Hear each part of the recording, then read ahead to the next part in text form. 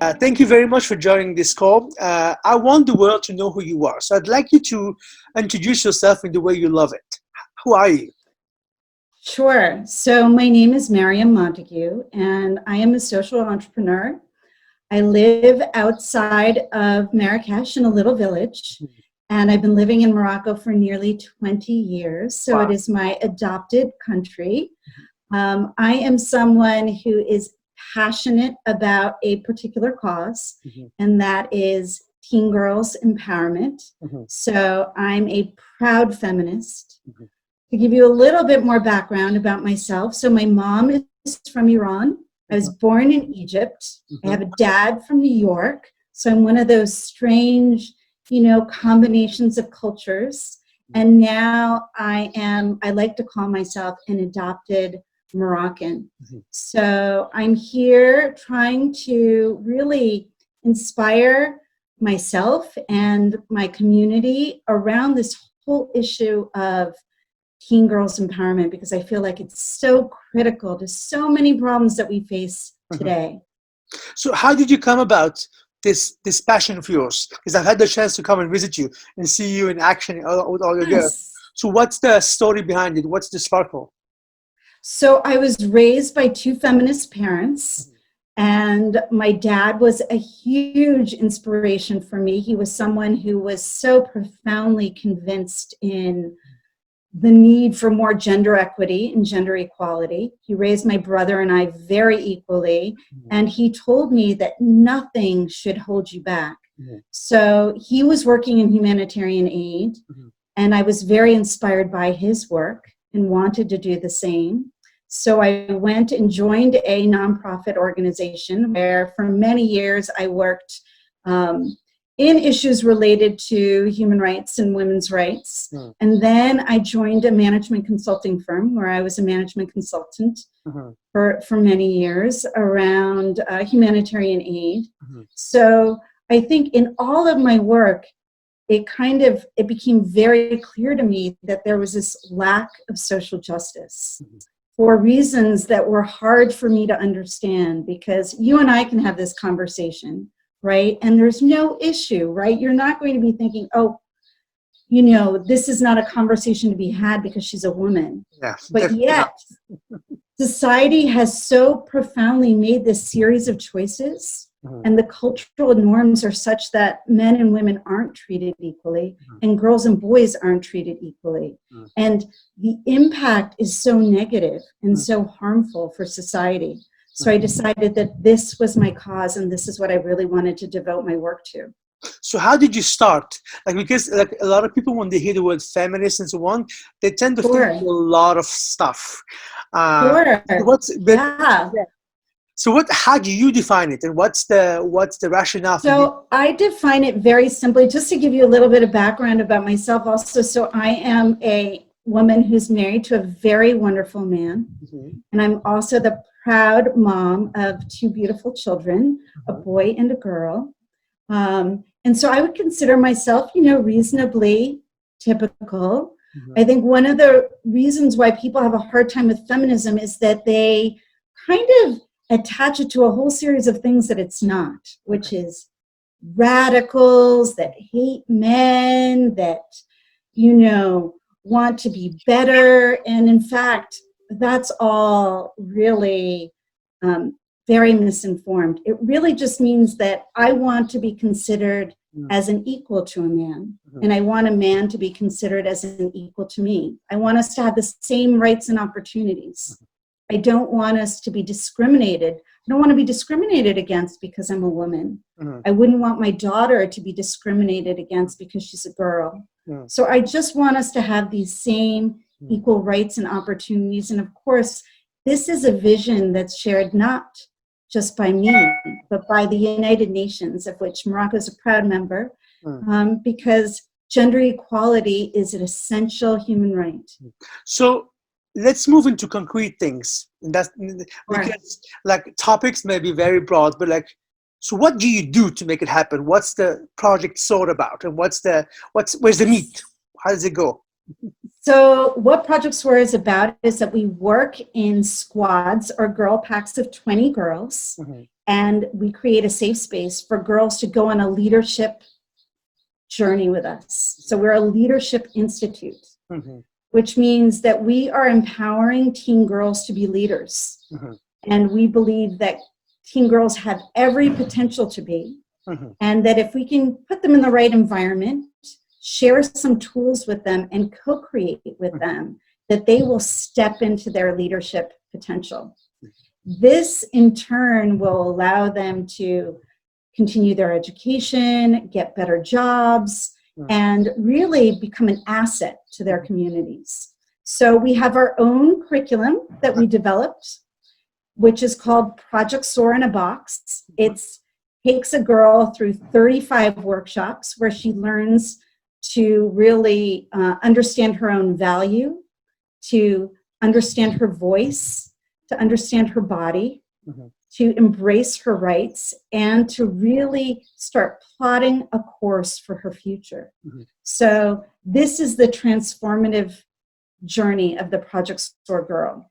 And she also, during this process, will form with her friends who are in Project SOAR with her, a girl leader club. And in this girl, so we have girl leader clubs all across Morocco, and also now some in Uganda.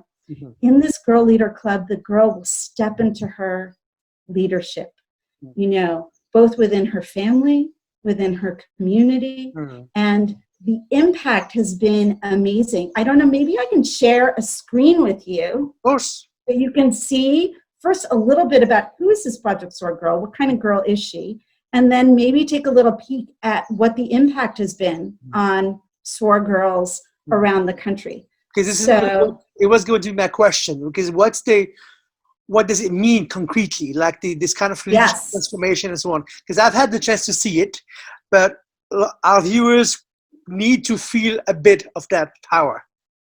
Absolutely. So let me share with you. I'm going to do, this is a cool, okay, so you have to disable participant screen sharing, and I will share it with you. Okay, sure. Can you see where to do that? Okay. I think it should be working now. Okay, let me try. Yes, it worked. Very good.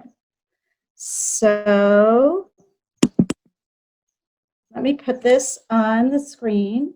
So let's just look at who the Project SOAR girl is. Excellent. Right? So this is based on our group of girls in Morocco. So we are working with girls between the ages of 13 to 18, on average families with a few, you know, brothers and sisters, generally living in an underserved part of, you know, the country. So that means no fancy neighborhoods, no private school kids. In fact, on average, the Project SOAR girls living in poverty. The parents, generally, the dad is a day laborer or a farmer, and the mom's staying at home taking care of the kids. So pretty humble background. In terms of education, you can see that the dads normally have a middle school education. And the moms generally have a primary school education or less. And quite a number of moms and dads can't read and write. So I would say that the Project SOAR girl is a girl who comes from modest beginnings and who has high hopes, right? And she's surrounded in her SOAR squad with other girls like her. Same environment. Who also have high hopes. So how do you shift all of this? So what we do is we take this girl through this process, we empower her through a series of workshops, and let me show you how much it works. So I'm going to show you some of our data. Excellent. Okay, so we ran a survey, a random survey across our squads. You can see we did it in 28 different sites in Morocco. It involved about 733 girls. And we're looking at how does the Project SOAR girl do from this background? How did she do compared to everyone else? So you can see our first figure. So 90% of Project SOAR girls pass the high school entry exam. Wow. right? So that's compared to less than 70% of all students. And that's all students across the country, right? That's boys and girls. That's, you know, kids from much more privileged backgrounds. But look at how So much can we better say that Project SOAR is like you provide them with, I don't know, private tutoring in math or science? Is it the curricula or is it something bigger than it? No, it's bigger than that. That's what's exciting about it. So this is empowerment. It's when you feel like you value yourself, when you believe you can speak up, when you believe you deserve to be at the table, when you understand that your rights include your right to an education and your right to equality, when you are working actively on what you want your future to look like, it's like a magic light switch, right? And all of a sudden, your motivation to succeed becomes so much higher. And you have a whole squad of girls around you who also feel that way and who are supporting you. So how do the parents deal with that? Do they feel threatened? What's the psyche in the, because as you talked about the family, it's a modest family. Of course. How does it work? Of course. So first, one thing that's very important about Project SOAR is that we're a minors organization, right? All of our girls are under the age of 18. So that means that nobody shows up at Project SOAR without having permission from their parents. This is very important because, you know, we work, it's like a team with parents, right? It's a team with families. It's an investment. We want parents who want to invest in their girls, and we want their okay. This is not some kind of secretive, underground feminist revolution. This is us working with families and valuing girls. So how does it work? Give us an example of a family. How does the dad reacts? Because they can say, oh, we have this foreign woman coming to want to revolutionize all of our ladies. I'm putting it this way because that's what. Sure, but I have to say that I'm just a little piece of this, right? We have a network of over 80 Moroccan women empowerment facilitators. They all come from their own communities. Excellent. We have a staff of 10 our Project SOAR team is made up of fantastic and amazing Moroccan women, right? So I'm just one little piece of this puzzle. So when families come in, they are certainly not seeing me. I'm in the background, and they are meeting with their empowerment facilitators at their local site. They're understanding about Project SOAR. And what's the amazing thing is once Project SOAR comes to a community, girls do so much better that parents are our best recruiters, right? So it's parents talking to neighbors saying, hey. So how was with patient 1 or patient 0? What made the first family to come? I don't know, like go back in time. Yeah, so I can remember that so well because I was waiting at the gate that day. So it took a while. First, we went to the Muqaddam and we explained the idea. And he said, I don't know, I'm going to think about this. And then we didn't hear from him. We went back and he said, you know what, let me talk to the community. And he talked to the community and they said, this seems like it would be a good thing, something nice for our girls.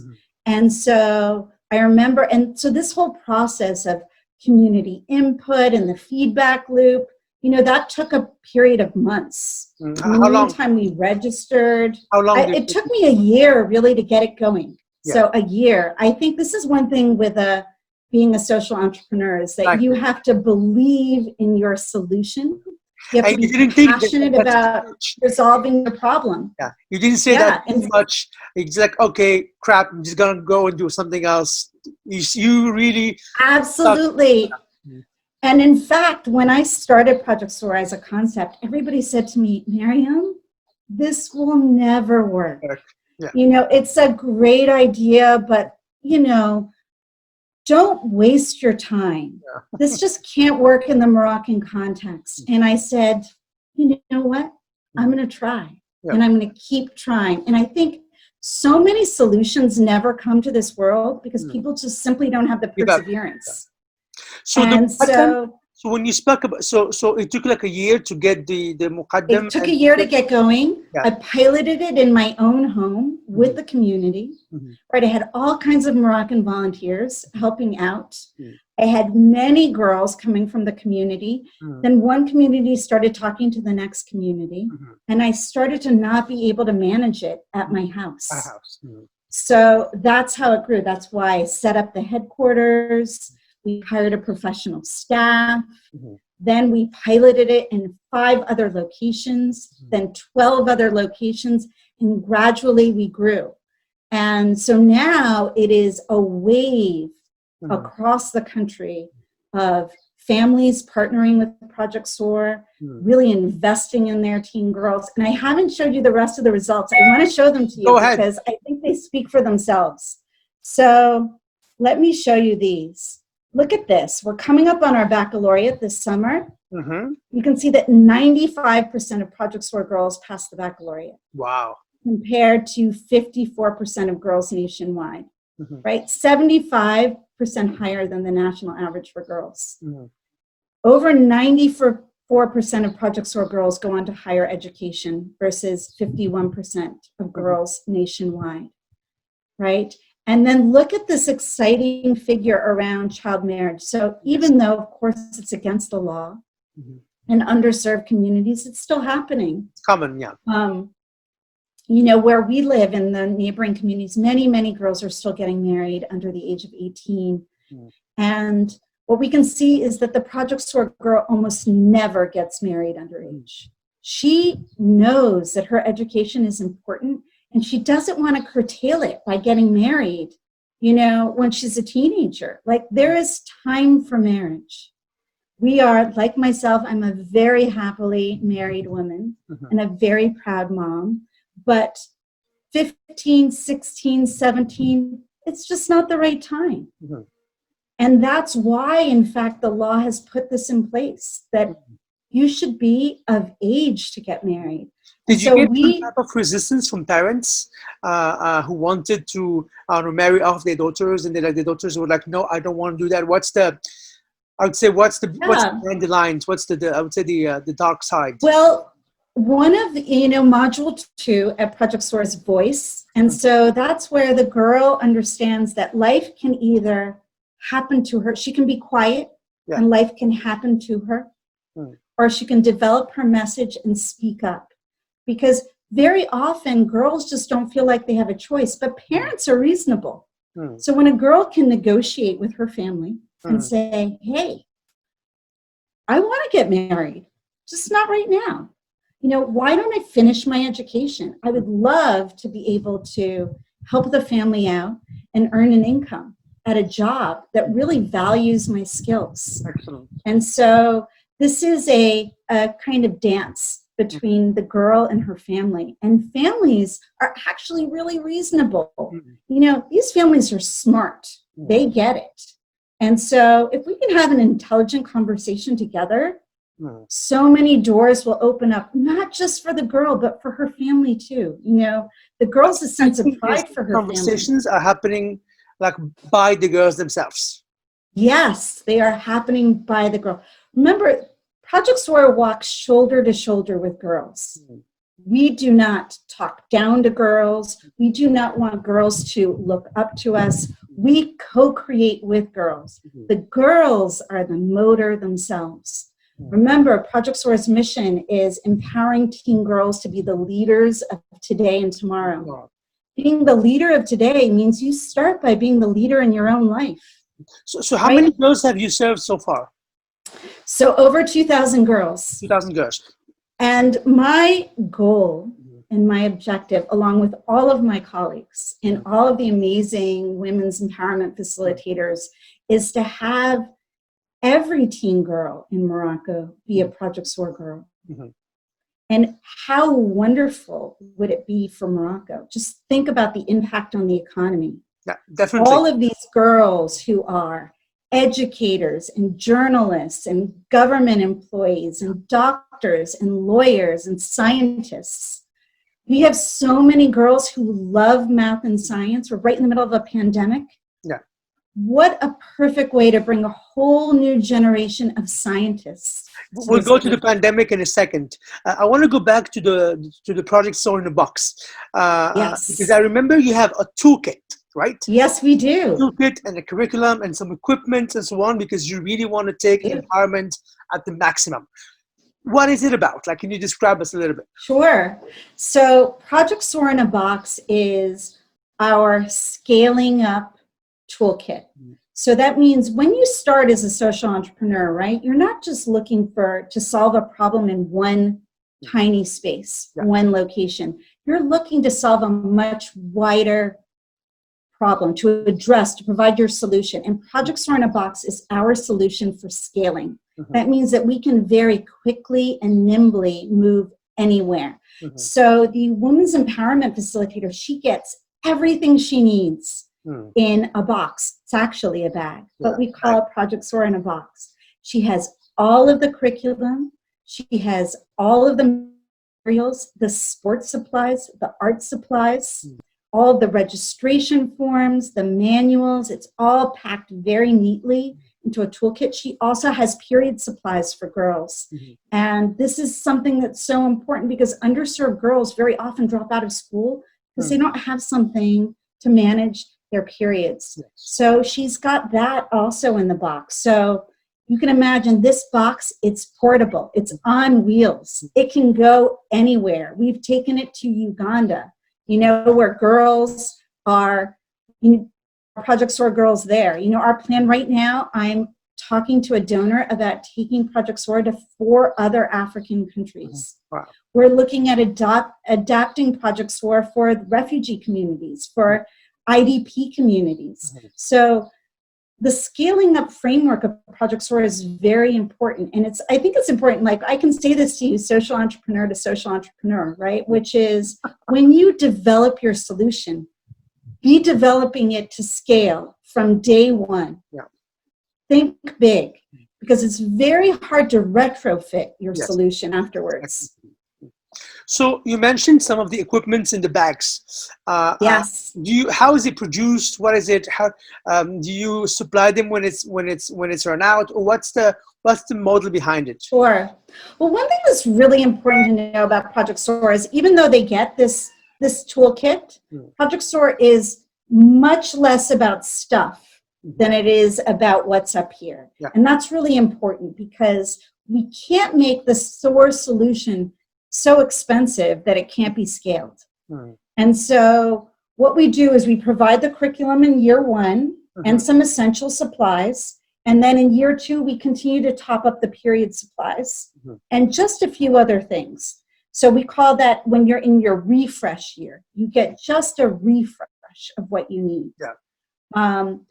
But ultimately, you know, our goal is real systems change for girls. That means partnering with the government. So here we're very lucky to partner with what was formerly the Ministry of Youth and Sports and now is a combined ministry.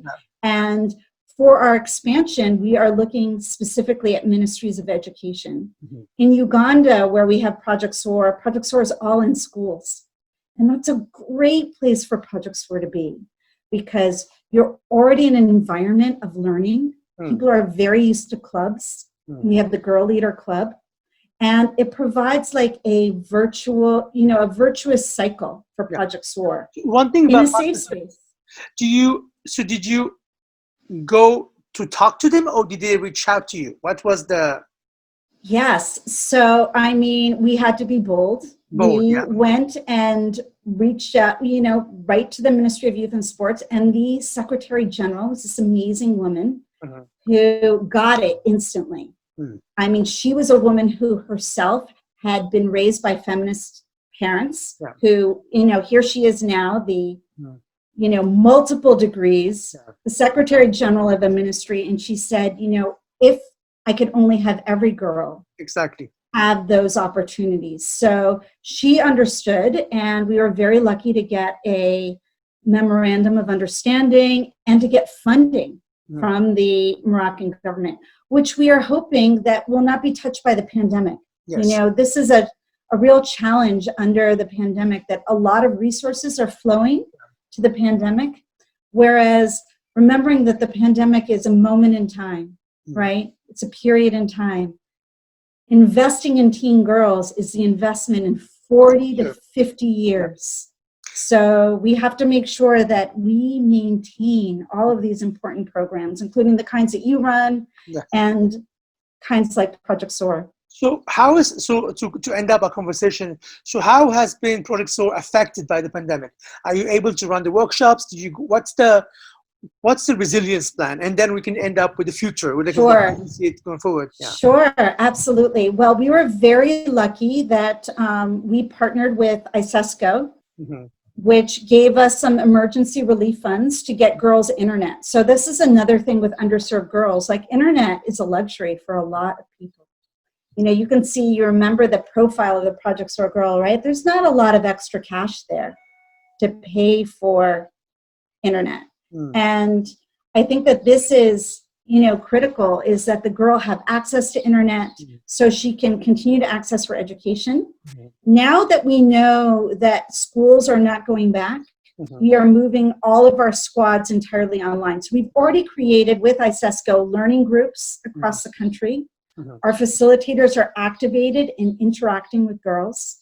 And so now, this is the silver lining, I think, of Project SOAR, is now we're actually piloting our model online. And you can imagine, if this works, this is an incredible solution for reaching so many girls. And so I have to say, this is one good thing that's really come out of the pandemic, is this potential. And so you'll have to check back in with me to see how it works. We will. And I think what will happen, I think, is that we'll have a multiple model. You know, we'll have in-person Project SOAR. We'll have in places perhaps that are conflict zones. We'll have a virtual Project SOAR. We'll have girls being able to take classes online when we can't get a big enough squad because there's not enough girls in school in a very tiny community. You can join them together. So it's very exciting for us to think about. Well, the future is going to be physical and digital. Yes. So it's always being blended. So how do you foresee the future? You said earlier that you wanted to get it to every girl. What's as you were saying, being bold in dreaming. So what's your plan, I don't know, to reach 1 million girls? Right. So my plan is to really partner with governments across the region, and specifically with ministries of education and ministries of youth, right, to really understand the Project SOAR investment has profound outcomes for the work that they do. I mean, I've already showed you the educational outcomes are amazing, right? So that is my plan. I will not stop. I am, you know, with colleagues who are equally passionate. We've already crossed borders, right? I mentioned that we're in Uganda. Now I think we have a donor who's very excited to perhaps accompany us to a number of other countries. And I think hopefully if you check back with me in 5 years, you're going to see us much more of a global organization. Well, but always proud to have been created in Morocco. We were built in Morocco. Our curriculum is in Arabic, and, you know, we've had Morocco is the wind at our backs, you know. So you mentioned investments. How much does it cost actually to change a girl's life? Let's say cost per head. I know it's always a tricky number, but like, what's because hopefully some decision makers or others would see this video and they say, oh, that's something interesting, because it's much cheaper to use Project SOAR methodology than what's happening out there. Yeah, well, I mean, I think that it depends on the scale. So the more Project SOAR, the less expensive that it is. Like for your current programs, like I would say that it's between $100 to $200 a girl. Yeah, for the whole curriculum, right? For the whole curriculum, yeah. Yeah, good. Well, and that's you know, I think that's a very reasonable investment. It's very cheap. I can tell you it's very cheap. And of course, with scale, you can reach more explosive externalities, and it creates more. Absolutely. Absolutely. So I think that, you know, I think that also like right now we're paying taxes on everything. Yeah, I know. Right. So, Yeah. you know, just that, well, if we can eliminate that, Yeah. that's already a huge help. Well, that's why we need more social entrepreneurs to advocate. Because when you talk with decision makers about this whole idea of taxes and so on, they would say, but there are not enough of you. You're Right. small. You don't have the capacity to justify that we need these tax breaks or we need these tax incentives. But why bringing all together and showing that actually what we're doing is actually making earn more money, not just paying money. Absolutely. I mean, you can imagine all of these girls entering into the economy, making, doing, building, like what an amazing impact that's going to have on the economy of Morocco. So this is a great, and you saw those figures of girls getting into higher education, going into, you know, higher professional vocational training. I mean, this is a great investment. You know, it costs much more to try to pull a woman out. Yeah. Negotiate with her husband than it does to put a teen girl on the right path. That's much cheaper. Hopefully, it's a much better investment. When we are being able to travel again, we'll be able to come and visit you and so on. So I would love that. For an amazing conversation. If you have one last, let's say, one advice for young social entrepreneurs and one advice for an individual who's seeking meaning in their life, what would you advise them to? Yeah, well, I think for social entrepreneurs, here's the thing. You've got to believe in your vision. Trust yourself. If you believe you can make it, you will make it.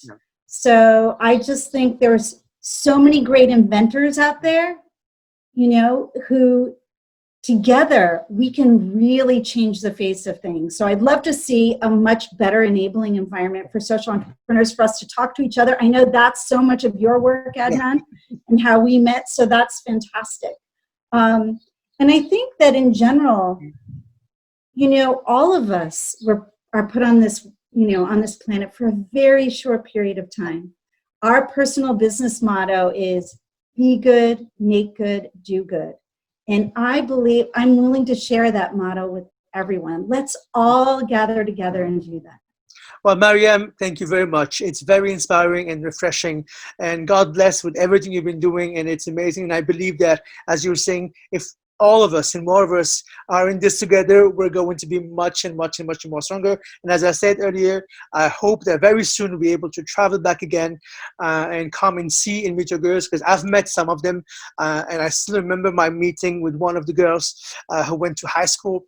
I forget her name, but I still remember her very, very much, and how up until now, I believe that what you're doing is something that should be and must be shared with the rest of the world. Thank you again, and I wish you a lot of resilience for these challenging times ahead, because as you were saying, funding will be tough, donors will be tough, programs will be tough, but again, it's also an opportunity for us to rethink and find new ways. Well, thank you very much. And thanks so much, Adnan. It was great seeing you. Yeah, take care and see you soon very much. Thank you. Okay, bye-bye.